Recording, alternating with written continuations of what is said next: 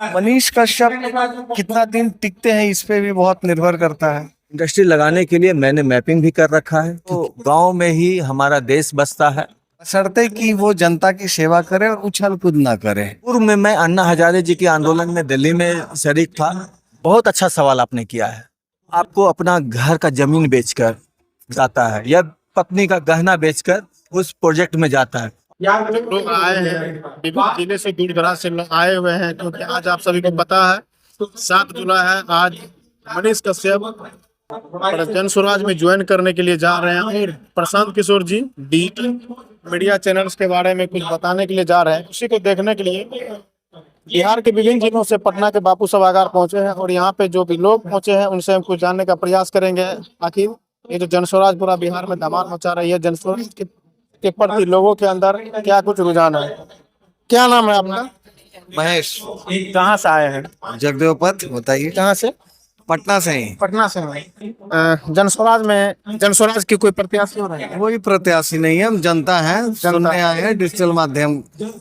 हाँ, क्या कुछ जन स्वराज के बारे में बताइएगा लोगों को। जन स्वराज नई पार्टी है, अच्छा काम कर रहे हैं, उनका विचारधारा अच्छा है, नया सोच है, पलायन को रोकने के लिए इनका प्रयास बहुत अच्छा है। अब जब तक पावर नहीं, सत्ता में नहीं आएंगे तो सत्ता में लाने के लिए हम लोग जैसे युवा जुड़े रहेंगे, तो इनके विचारों से प्रभावित होकर हम लोग यहाँ आए हैं। ये जो प्रशांत किशोर जी 3 साल से पद यात्रा कर रहे हैं, पैदल यात्रा कर रहे हैं, घर घर जाके यात्रा कर रहे हैं, इस बार विधानसभा आम जनता के बीच में, जैसे मैं एक आम जनता हूँ और हमारे जैसे बाकी जो आम जनता के बीच में धीरे धीरे काफी पॉजिटिव रिस्पांस मिल रहा है और हो सकता है कि चुनाव तक एक बड़ा सुनामी के रूप में आ जाए और बहुमत की ओर इनको अच्छा खासा बहुमत प्राप्त हो जाए। जनता के बीच में अच्छा संदेश जा रहा है। हाँ, बहुत अच्छा। वर्तमान के सरकार के बारे में क्या कुछ बताइए। वर्तमान में भी प्रयास उनका अच्छा था, लेकिन वर्तमान के जो सरकार है, एनडीए की सरकार है, उनके बारे में क्या कुछ बताइएगा। उनका प्रयास भी सही रहा है, लेकिन और गुड बेटर बेस्ट, अभी गुड है तो हमें बेस्ट चाहिए और प्रशांत जी से उम्मीद है कि बिहार की जनता इनको चूज करेगी बेस्ट के लिए। आप लोग जिस विधानसभा क्षेत्र से आते हैं उधर का क्या कुछ माहौल है प्रशांत किशोर जी के बारे में? माहौल, बहुत से लोग, जरूरी नहीं कि सार्वजनिक तौर पर उस अपने इच्छाओं को सार्वजनिक तौर पर जाहिर करें, लेकिन जागरूक सब है और हर कोई इनके प्रयास को बहुत ज्यादा ये तारीफ कर रहा है या अप्रिसिएट कर रहा है। तो जागरूकता है, लोग जान रहे हैं, इनको समर्थन भी करेंगे अगर अच्छा कैंडिडेट हुआ तो। अच्छा काम कर रहे हैं, युवा के लिए अच्छा है। मनीष कश्यप जी जन स्वराज में ज्वाइन कर रहे हैं, जन स्वराज में क्या कुछ परिवर्तन होगा मनीष कश्यप के आने के बाद? मनीष कश्यप कितना दिन टिकते हैं इस पे भी बहुत निर्भर करता है। मनीष कश्यप जन स्वराज को कितना समझ पाए हैं और जनता के परेशानियों को कितना समझ पाए हैं और मेढक उम्मीद करेंगे एक जनता होने के नाते कि मेढक की तरह ये इस डाली से उस डाली ना करें और यहाँ अगर ये काम करने के लिए आए हैं, बिहार की जनता की सेवा के लिए आए हैं, तो यहाँ टिके रहें ताकि उनकी क्रेडिबिलिटी जनता के बीच में बनी रहे। मेरा यही सोच है मनीष कश्यप को लेकर। मनीष कश्यप जिस उद्देश्य से जन स्वराज पार्टी ज्वाइन किए हैं, आप लोग को क्या लगता है वो उद्देश्य उनका पूरा हो पाएगा? उद्देश्य तो वही बता सकते हैं क्या उनका उद्देश्य है, लेकिन ठीक है, जुड़े हुए हैं, कुछ ना कुछ तो करेंगे ही। हर किसी की एक महत्वाकांक्षा होती है और उनकी भी व्यक्तिगत महत्वाकांक्षा होगी, मगर बशर्ते कि वो जनता की सेवा करे और उछल कूद ना करे। बिल्कुल टिके रहे इस बार। फिर एनडीए, वहां टिकट नहीं मिला तो उछल के एनडीए में चले गए, आरजेडी में चले गए, जेडीयू में चले गए। ये काम ना करे मनीष कश्यप जी, आपसे यही विनती है। बहुत बहुत धन्यवाद। धन्यवाद। बापू सभागार पटना आए हैं, क्या कुछ बोलिएगा जन स्वराज के बारे में? मेरा नाम शशिकांत सिन्हा है। मैं अस्थामा विधानसभा से प्रत्याशी हूँ, जन स्वराज पार्टी का। जन स्वराज के प्रत्याशी जी। किस विधानसभा से? अस्थामा विधानसभा नालंदा डिस्ट्रिक्ट में होता है जी। उधर जन स्वराज का क्या कुछ माहौल है? जन स्वराज का काफी अच्छा माहौल है, इसलिए क्योंकि वहाँ के जो विधायक जो जदयू के थे, जो जदयू के हैं और लगातार 20 साल से वो जीतते आ रहे हैं, प्रशासन की व्यवस्था से या अपने संगठन पार्टी के चुनाव के वजह से। लेकिन जनता में काफी नाराजगी रहती है। वो नीतीश कुमार जी के नाम पे वहाँ के जनता मजबूरी बस दे दिया करते हैं। वो किसी तरीके से अपना टिकट को मैनेज करके सिर्फ टिकट लाने की जिम्मेवारी होती है उनकी, लेकिन जनता से कोई सरोकार नहीं है। आप वहाँ अस्थावा में भी आके जनता से पूछ सकते हैं कि क्या है, इतना ज़्यादा सारे आप जो कार्य हैं, गली नली सड़क, इसमें जो सरकारी योजनाएं हैं उसमें काफी भ्रष्टाचार है। चाहे कहीं पंचायत भवन बन रहा है, कहीं स्कूल भवन के निर्माण के लिए पैसा दिया हो तो उसमें 40% तक कमीशन है। अगर ये आप सोचिए कि कोई व्यक्ति अगर किसी विधायक के पास सोचता है कि मैं कुछ अपना 20 लाख का 25 लाख का कोई टेंडर ले लूं, तो वो अब 20 लाख 25 लाख का टेंडर लेने के लिए उसे 6 से 7 लाख 8 लाख रुपए कम से कम शुरुआती पूंजी होनी चाहिए, और वो लोभ में जाता है। और उसके साथ ये समस्या होती है कि वो व्यक्ति आपको अपना घर का जमीन बेचकर जाता है या पत्नी का गहना बेचकर उस प्रोजेक्ट में जाता है, और 40% कमीशन ले लिया जाता है, तो उसमें क्या गुणवत्ता रह जाएगी। और जब 1.5 साल में 2 साल में जब वो प्रोजेक्ट पूरा होता है तो उसके पास खाली हाथ होते हैं। ऐसे में काफ़ी लोगों से आपको परिचय करा सकता हूँ। आप अगर हमारे विधानसभा में आए तो उन लोगों से मैं जो प्रताड़ित हैं, प्लस उन पे झूठा केस भी डाला गया है, वैसे लोग भी हैं जिनको काम भी दिया गया है और केस भी डाला गया है। अच्छा, नई नई पार्टी पे जनता कैसे विश्वास करेगी? हाँ, बहुत अच्छा सवाल आपने किया है। नई पार्टी नई है, सारे लोग यहीं के हैं, एक्सपीरियंस है, भिन्न भिन्न क्षेत्रों में अपना नॉलेज एक्सपीरियंस गेन किए हुए हैं, तो ये कहना अनुकूल नहीं है कि ये नई पार्टी है। किसी भी कार्य को, उद्देश्य को पूरा करने के लिए संगठन का निर्माण होना चाहिए, तो ये संगठन बनाया गया है। उद्देश्य हमारा क्या है?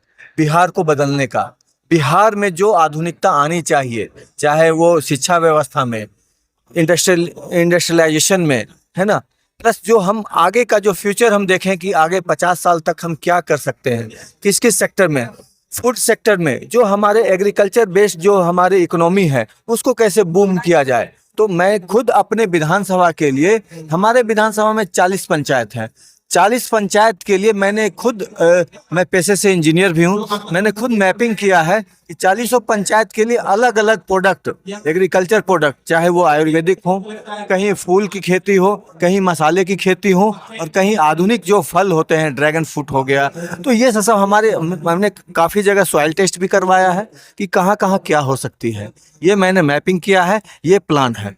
प्लस मैं खुद एक इंजीनियर होने के नाते कुछ लोगों को पहले पूर्व में मैंने कंपनी खोलने के लिए एडवाइस किया है। आप ये हमारे मित्र हैं, ये बिजनेसमैन हैं, और इनको ये प्लाईवुड की फैक्ट्री इनकी पटना में फुलवारी शरीफ में है। ये पहले प्लाई की ट्रेडिंग करते थे, तो मैंने नहीं बोला कि जनता के प्रति आप पहले से समर्पित हूँ। और पूर्व में मैं अन्ना हजारे जी के आंदोलन में दिल्ली में शरीक था।